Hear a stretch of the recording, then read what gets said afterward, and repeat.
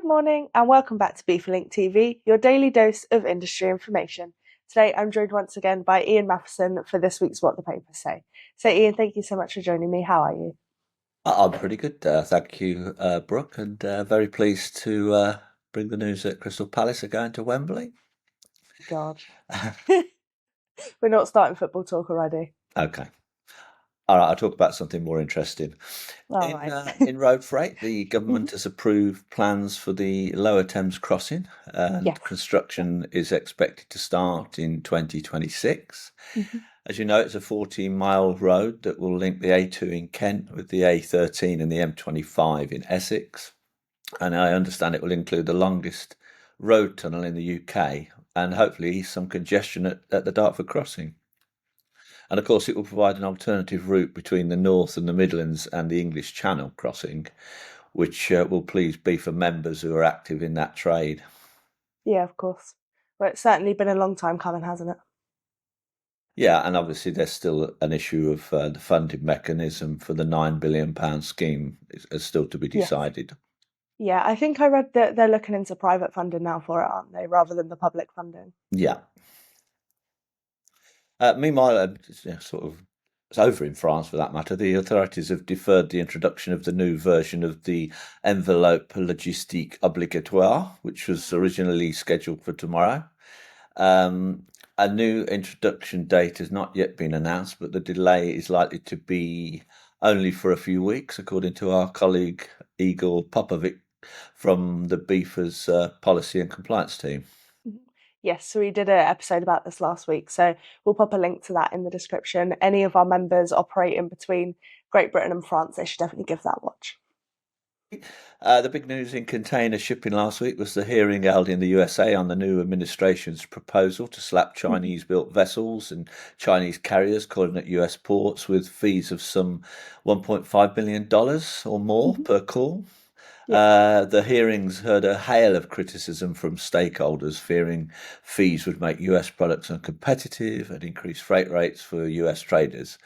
After the hearing, the new administration, I understand, will review the testimonies and the written submissions to determine the appropriateness and feasibility of the proposed actions.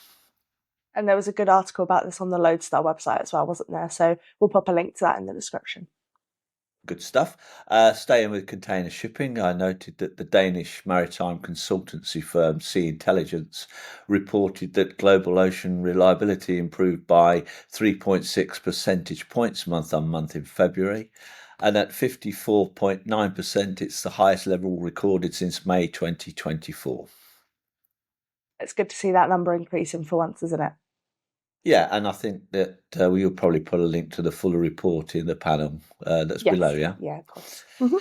Moving over to air freight, stability that is hoped for by many, but will it ever exist? Very doubtful, was the majority opinion amongst the participants at the Nordic Air Cargo Symposium, which took place last week in Copenhagen. It concluded that the air cargo industry will remain trapped in a roller coaster ride, as it describes it, although it does say that beside the risks, that ride also entails a variety of new opportunities, but they just need to be identified and used. And that was a key takeaway from the conference. Yeah, there was some good coverage about this, wasn't there? It was on the Cargo Forwarder website from that conference. That's right, Brooke. Yeah. And then to end this week, I'd like to remind viewers that the BIFA's Director General, Steve Parker, used the recent Cargo Insurance London conference to call on the industry to simplify processes to place and claim on cargo insurance. He Mhm. spoke on a number of issues, including the large amount of freight that moves globally without insurance. And he said that BIFA is regularly contacted by members after something untoward has happened with a consignment or two. Yeah. And often, as I understand it, these are small to mid-sized corporate members which might not have the resources to incorporate an insurance offer into the freight costs, simply because the process is too complicated or long-winded for such a small return.